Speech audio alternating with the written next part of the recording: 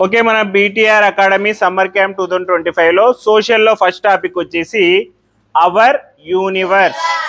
What is our first topic name? చిన్నగానే గట్టిగా చూద్దాండి.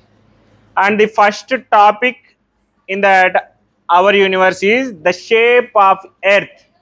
So స్టార్టింగ్లోనే మన ఎర్త్ గురించి అయితే తెలుసుకుందాం. ముందుగా ఎర్త్ యొక్క షేప్తో అయితే స్టార్ట్ చేద్దాం. Earth is not a perfect shape. It's an oblate sphere, slightly flattened at the poles and bulging at the equator. ఏం చెప్తున్నారంటే earth is not a perfect shape. Earth అనేటువంటి దానికి పర్ఫెక్ట్గా ఒక షేప్ అంటూ ఏం లేదంట. మరి అది ఎలా ఉంది? It's an oblate spheroid, slightly flatted at the poles and bulging at the equator. ఇది ఎలా ఉందంట అంటే ఆబ్లేట్ స్పియర్డ్ మాదిరి ఉందంట. ఆబ్లేట్ స్పియర్డ్ అంటే అర్థం ఏంటంటే ఒక ఏదైనా వస్తువు దాని ఎండింగ్లో వచ్చే లోపల అంటే దాని అంచుల దగ్గర పల్చాగుండి మధ్యలో మందంగా ఉంటాయి. ఒక వస్తువు దాని అంచుల వద్ద పలుచాగా ఉండి అండ్ మధ్యలో బాగా మందంగా ఉంటే దాన్ని ఆబ్లేట్ స్పియర్డ్ అంటారు. అర్థమవుతుందా? మధ్యలో బాగా మందంగా ఉండి పల్చగా చివరిలోకి వచ్చే లోపల పలుచాగా అయితే. ఫర్ ఎగ్జాంపుల్ మీరు ఇంటికి పోయినాక ఒక గోధుమ పిండి ముద్ద తీసుకొని అంచులని పల్చాగా చేయండి. అంచులని పల్చాగా మధ్యలో మాత్రం మందంగా అలానే పెట్టండి. ఇట్లా అంచులని ఇట్లా ఉత్తుతూ వెళ్తే ఏమవుతుంది? అంచులు వచ్చేసి పల్చాగా అవుతాయి, మధ్యలో మాత్రము మందంగా ఉంటుంది. అవునా? సో ఎర్త్ కూడా అలాగే ఉంటుందంట. దాని slightly flatted at the poles దగ్గర వచ్చేసి ఫ్లాట్గా అవుతూ వెళ్తుంది. And bulging at the equator అంటే మధ్యలో భూమధ్య రేఖ వద్ద మాత్రము మందంగా ఉంటుందంట. The shape is due to earth's rotation. ఈ షేప్ ఎందుకు వచ్చిందంట అంటే ఎర్త్ అనేది it's always rotates itself. Earth వచ్చేసి ఎప్పుడు కూడా తన చుట్టూ తాను తిరుగుతూ ఉంటుంది. Do you know that? Earth rotate itself, దాని చుట్టూ అది తిరుగుతూ ఉంటుంది. కాబట్టి ఈ షేప్ అనేది వచ్చింది. కాబట్టి అందుకే మనం స్పియర్ అని చెప్పి చెప్తుంటాం ఎర్త్ యొక్క షేప్. ఓకే, నెక్స్ట్ ఏం చెప్తున్నా అంటే ద లివింగ్ యూనివర్స్ ఆరిజిన్. ఇప్పుడు ఈ ఎర్త్ కానీ స్టార్ కానీ మిగతా ప్లానెట్స్ అన్నీ కూడా ఎక్కడున్నాయంటే యూనివర్స్లో ఉన్నాయి. ఎక్కడున్నాయి? అసలు యూనివర్స్ అంటే అర్థం ఏంటంటే ఒక ఎడ్జ్ అంటూ లేని ఒక ఇన్ఫినిట్ ప్లేస్, అంటే చివరల అంటూ తెలియనటువంటి ఒక పెద్ద ప్లేస్నే యూనివర్స్ అని చెప్పి అంటాం. అంటే దాని బౌండరీస్ ఎక్కడున్నాయనేటివి మనకి ఇంతవరకు తెలియదు మనుషులకి. ఎర్త్ యొక్క బౌండరీస్ ఎక్కడున్నాయనేది ఇంతవరకు కూడా తెలుసుకోలేకపోయినారు. సో ఆ యూనివర్స్ ఎలా పుట్టింది అనేదే మనం ఫస్ట్ తెలుసుకుంటాం. Origin of the universe. The most accepted theory is big bang theory. ఈ ఎర్త్ అనేది ఎలా స్టార్ట్ అయి ఉంటుంది, ఆవిర్భవించి ఉంటుంది అని చెప్పడానికి అందరూ యాక్సెప్ట్ చేసినటువంటి థియరీ వచ్చేసి ఏంటి? Big bang theory. సో ఈ బిగ్ బ్యాంగ్ థియరీ అనేది ఏం చెప్తుందంటే which states that universe began around 13.8 billion years ago from a single point of infinite density and temperature. ఈ బిగ్ బ్యాంగ్ థియరీ ఏం చెప్తుందంటే 13.8 billion years ago. 1 billion equal to how many crores? 100 crores. 1 billion equal to 100 crores. So 13.8 billions అంటే ఎంత? 1308 crores years ముందు ఏం జరిగిందంట? ఒక చాలా చిన్నది ఏమని చెప్తున్నారు? Universe began around 13 years ago from a single point. ఒక చుక్క ఎంత ఉంటుందో ఇంత సైజులో ఉన్నటువంటి ఒక పదార్థం. ఓకే, ఆ సైజులో ఉన్నటువంటి ఇన్ఫినిట్ డెన్సిటీ అండ్ టెంపరేచర్. ఆ చిన్న పదార్థానికి ఇన్ఫినిట్ డెన్సిటీ అండ్ టెంపరేచర్ ఉందంట. మనం చెప్పలేనంత కొలచలేనంత వేడిగా ఉందంట. ఆ చిన్న పదార్థంలో కొలవలేనంత డెన్సిటీ అయితే ఉందంట. ఆ చిన్న పదార్థం ఏమైందంట, ఒక బాంబు ఎలా పేలుతుంది, అవునా, బాంబు ఇంత ఉంటుంది. పేలినప్పుడు ఏమవుతుంది, దాంట్లో నుంచి చాలా టెంపరేచర్ వస్తుంది, దాని నుంచి చాలా ఎనర్జీ వస్తుంది. ఆ ఎనర్జీని తట్టుకోలేక అక్కడ ఉండేటివన్నీ కూడా బ్లాస్ట్ అయిపోతాయి, అవునా. దాంట్లో నుంచి unlimited energy and unlimited temperature అయితే వస్తుంది. సో అలాగే infinite temperature and infinite density కలిగినటువంటి ఒక చిన్న ఒక డాట్ లాంటి, ఒక పాయింట్ లాంటి ఒక వస్తువు అనేది బ్లాస్ట్ అయింది. బ్యాంగ్ అంటే అర్థం ఏంటంటే బ్లాస్ట్ అయింది, పేలిపోయింది. పేలిపోయి ఆ చిన్న ఆ చుక్క అంతా వస్తువులో నుంచి ఈ యూనివర్స్ అనేది స్టార్ట్ అయింది. ఆ చిన్న చుక్కలో నుంచే ఈ యూనివర్స్ అనేది పుట్టడం స్టార్ట్ అయింది. సో ఆ పేలినప్పటి నుంచి ఇప్పుడు ఒక బాంబు పేలితే ఏమవుతుంది, దాంట్లో ఉన్నటువంటి పీసెస్ అన్నీ ఎక్కడ పడితే అట్లా వెళ్ళిపోతాయి, చుట్టూ వెళ్ళిపోతాయి. ఇక్కడ ఒక బాంబు పేలితే ఏమవుతుంది అంటే మొత్తం చుట్టూ దాంట్లో నుంచి పీసెస్ వెళ్ళిపోతాయి. మీరు దీవాళీ రోజు బాంబ్స్ కాల్చింటారు, ఏమైతే అది పేలిన తర్వాత దాంట్లో నుంచి ఉన్నటువంటి ముక్కలు మొత్తం చుట్టూ పోయి పడతాయి. సో అలానే ఆ ఇన్ఫినిట్ డెన్సిటీ అండ్ టెంపరేచర్ ఉన్నటువంటి ఆ సింగిల్ పాయింట్ థింగ్ వచ్చేసి బ్యాంగ్ అయిన తర్వాత, పేలిన తర్వాత ఈ యూనివర్స్ అనేది స్టార్ట్ అయిందంట. తర్వాత లివింగ్ యూనివర్స్ కాన్సెప్ట్. తర్వాత ఈ ఆరిజిన్ ఆఫ్ యూనివర్స్కి ఆ బిగ్ బ్యాంగ్ థియరీ జరిగిన తర్వాత ఏం జరిగి ఉంటుంది అనేది ఒక కాన్సెప్ట్లో చెప్తున్నారు. ఏంటంటే ఇది లివింగ్ యూనివర్స్ కాన్సెప్ట్. ఆ కాన్సెప్ట్ నేమో దాంట్లో ఏం చెప్తున్నారంటే some thinkers suggest that universe behave like A living organism, constantly evolving, farming galaxies, stars and planets and supporting life. కొంతమంది శాస్త్రవేత్తలు, కొంతమంది ఆలోచన చేసి ఫిలాసఫర్స్ ఏం చెప్తున్నారంట అంటే ఈ యూనివర్స్ అనేది లివింగ్ ఆర్గానిజం లాంటిది. లివింగ్ ఆర్గానిజమ్స్ ఏమైతాయి, ఫస్ట్ పుట్టినప్పుడు, ఇప్పుడు ఏదైనా ఒక చిన్న విత్తనం ఉంటుంది, ఆ విత్తనం భూమిలో వేసిన తర్వాత ఏమవుతుంది, ప్లాంట్ అవుతుంది, తర్వాత ఒక పెద్ద ట్రీ అవుతుంది, అవునా. ఇంతే చిన్న విత్తనంలో నుంచి, అంత సీడ్లో నుంచి అంత పెద్ద ట్రీ ఎలా ఉంది దాంట్లో అంటే అదే లివింగ్ ఆర్గానిజమ్స్ యొక్క నేచర్.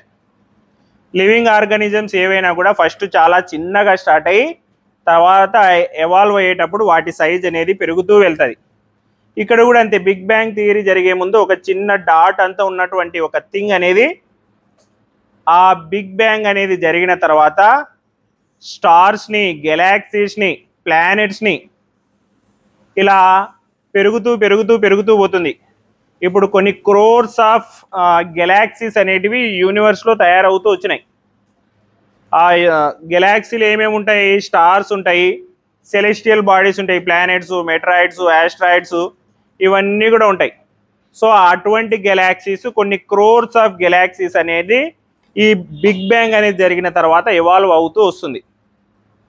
సో ఇక్కడ ఇలా పేలిన ఇది ఏమవుతుందంటే ఇలాగనే పెరుగుతూ వస్తుంది.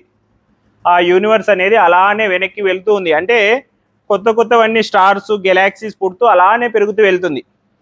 సో హబుల్ అనేటువంటి టెలిస్కోప్ నుంచి చూస్తే ఈ యూనివర్స్లో ఉన్నటువంటి వస్తువులన్నీ కూడా దూరంగా జరుగుతూ వెళ్తున్నాయని, వస్తువులు అంటే ఈ గెలాక్సీస్ అన్నీ కూడా ఇలా దూరంగా జరుగుతూ వెళ్తున్నాయని చెప్తున్నారు.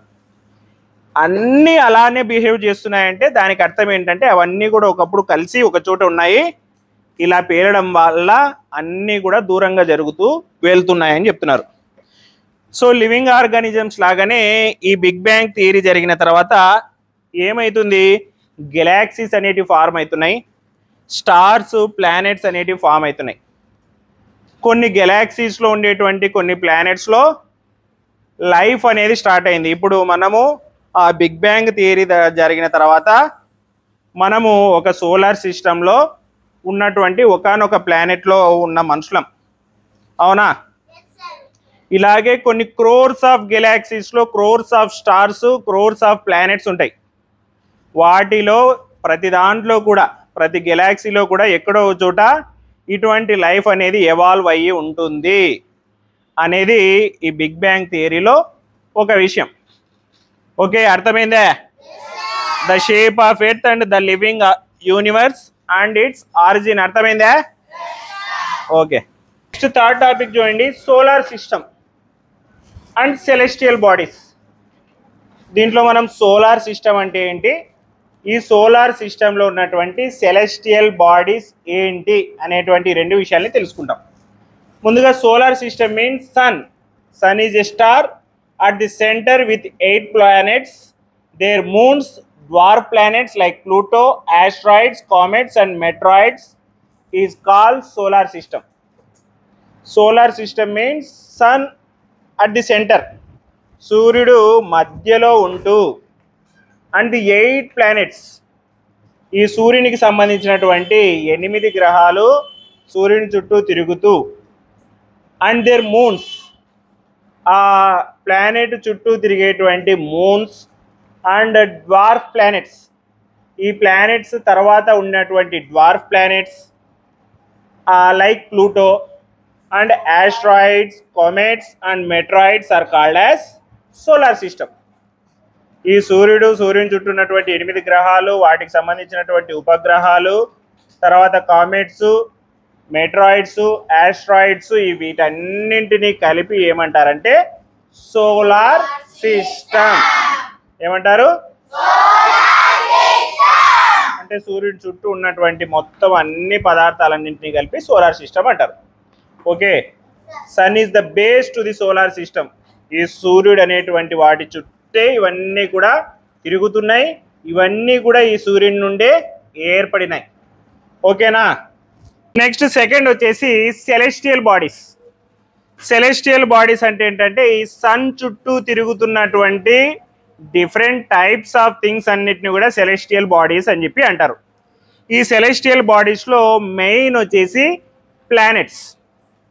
ఈ ప్లానెట్స్ వచ్చేసి మెయిన్గా 8.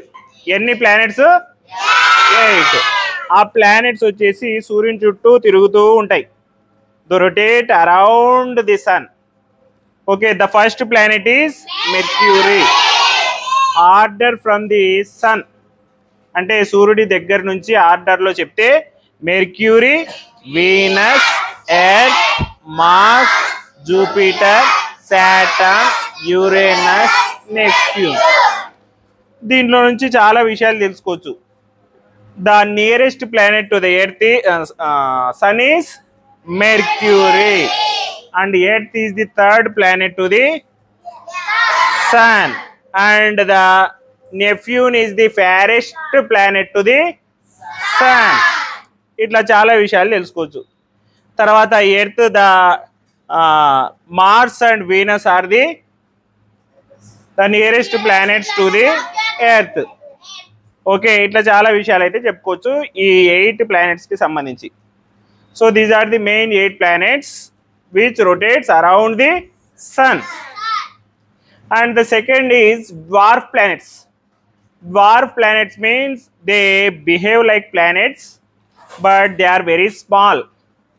అంటే గ్రహాలు ఎలాగైతే ఈ ప్లానెట్స్ ఎలాగైతే బిహేవ్ చేస్తాయో అలాగే బిహేవ్ చేస్తాయి. అంటే సూర్యుని చుట్టే తిరుగుతూ ఉంటాయి.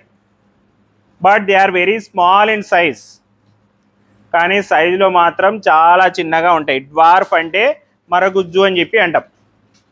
సో అలానే ఇక్కడ ప్లూటో, ఇరిస్ అండ్ సెరెస్ ఇవన్నీ కూడా డ్వార్ఫ్ ప్లానెట్స్. ఇవన్నీ కూడా ప్లానెట్స్ లాగానే సూర్యుని చుట్టూ తిరుగుతూ ఉంటాయి, వాటి చుట్టూ అవి తిరుగుతూ ఉంటాయి. కానీ సైజులో చాలా చిన్నగా ఉన్నందుకు we're not considering they as planets. And third one is moons. Earth we have 1 moon. ఎర్త్కు వచ్చేసి ఒక మూన్ అయితే చంద్రుడు అయితే ఉన్నాడు. And Jupiter, Ganymede. అండ్ జూపిటర్కి వచ్చేసి గెనిమెడా అని చెప్పి ఒక మూన్ అయితే ఉంది. సో అట్లా ప్రతి ప్లానెట్కి కూడా కొన్ని ప్లానెట్స్కి ఈ మూన్స్ అనేటివి ఉన్నాయి. అంటే మూన్స్ ఏం చేస్తుంటాయంటే ఆ ప్లానెట్ చుట్టూ తిరుగుతూ ఉంటాయి. And next asteroids. ఆస్ట్రాయిడ్స్ అంటే ఏమని చెప్పినా గ్రహ శకలం. They are parts of planets. ఇవి వచ్చేసి ప్లానెట్స్ని వచ్చి ఏదైనా ఒక మెట్రాయిడ్ వచ్చి తగిలినప్పుడు ఆ ప్లానెట్లో నుంచి ఊడిపోయినటువంటి ముక్కలే ఆస్ట్రాయిడ్స్. ఇవి ఏం చేస్తుంటాయంటే ఈ స్పేస్లో అలా తిరుగుతూ ఉంటాయి. Small rocky bodies mostly between Mars and Jupiter, asteroid belt అని చెప్పి అంటాం. ఎక్కువగా ఎక్కడున్నాయంటే మార్స్కి జూపిటర్కి మధ్యలో ఉన్నాయి. మార్స్కి జూపిటర్కి మధ్యలో ఉన్నాయి. వాటిని ఏమంటారంటే ఆస్ట్రాయిడ్ బెల్ట్ అని చెప్పి అంటారు. మార్స్ చుట్టూ ఇట్లా జూపిటర్ చుట్టూ మార్స్ చుట్టూ బాగా తిక్కుగా తిరుగుతూ ఉంటాయి. ఎప్పుడో ఏదో ఒక మెట్రాయిడ్ వచ్చి ఈ మార్స్నో జూపిటర్నో కొట్టింటుంది. అప్పుడు ఇవనేటివి ఆ ప్లానెట్ నుంచి విడిపోయి ఉంటాయి. అవి అలా తిరుగుతూ ఉంటాయి వాటి చుట్టూ. Next comets, ice and dust bodies orbiting the sun with glowing tails when close to the sun. ఈ కోమెట్స్ అనేటివి చాలా విచిత్రమైనటివి. ఎలా ఉంటాయంటే సూర్యుని చుట్టే తిరుగుతుంటాయి, కానీ దాని బాడీ వచ్చేసి ఐస్ అంటే చాలా మంచుతో కప్పబడి ఉంటాయి, చాలా చల్లగా ఉంటాయి. But when they go nearer to the sun they have a burning tail. సూర్యునికి దగ్గరగా వెళ్ళినప్పుడేమో అది మండిపోయి సూర్యుని చుట్టూ ఫాస్ట్గా తిరుగుతుంది, లేకపోతే మంచుతో చాలా చల్లగా సూర్యుని చుట్టూ తిరుగుతూ ఉంటాయి. ఏంటివి? కోమెట్స్. కోమెట్స్ అంటే తోక చుక్కలు. ఓకే, తర్వాత కోమెట్స్ తర్వాత meteoroids. Meteoroids are small pieces of rocks or metal that are traveling through space. ఈ మెట్రాయిడ్స్ అనేటివి రాక్స్ అయి ఉండొచ్చు లేదా మెటల్స్ అయి ఉండొచ్చు. ఇవి వచ్చేసి స్పేస్లో ట్రావెల్ అవుతూ ఉంటాయి. ట్రావెల్ అవుతూ అవుతూ ఏదైనా ప్లానెట్కి కానీ లేకపోతే మూన్కు కానీ దగ్గరకు వస్తే వాటి యొక్క గ్రావిటేషనల్ ఫోర్స్ వల్ల ఏమవుతాయంటే దాని లోపలికి వెళ్ళిపోతాయి. At nights we can see some meteoroids which are following from the sky. మనం రాత్రులు చూస్తే కొన్ని మెట్రాయిడ్స్ ఆకాశంలో నుంచి పడుతూ ఉంటాయి భూమిలో. చూసినారా? ఉల్కలు పడుతూ ఉంటాయి. So whenever they enter into the earth's surface they are called as meteors. ఎప్పుడైతే భూమి యొక్క అట్మాస్ఫియర్లోకి ఈ మెట్రాయిడ్స్ ఎంటర్ అవుతాయో వాటిని అప్పుడు ఏమని పిలుస్తాం? మెటియోర్స్ అని చెప్పి పిలుస్తాం. బైక్ నేమ్ ఉంది కదా రాయల్ ఎన్ఫీల్డ్లో, మెటియోర్ అని. ఇది ఎంత ఫాస్ట్గా అయితే ఉల్క ట్రావెల్ చేస్తుందో అంత ఫాస్ట్గా బండి పోతుందని చెప్పి మెటియోర్ అని చెప్పి పేరు పెట్టినారనుకుంటా. అర్థమైందా? Solar system and celestial bodies, సూర్యుని చుట్టూ ఉన్నటువంటి 8 ప్లానెట్స్, దాంతోపాటు మిగతా అన్ని పదార్థాల గురించి చెప్పేది solar system and celestial bodies. అర్థమైందా?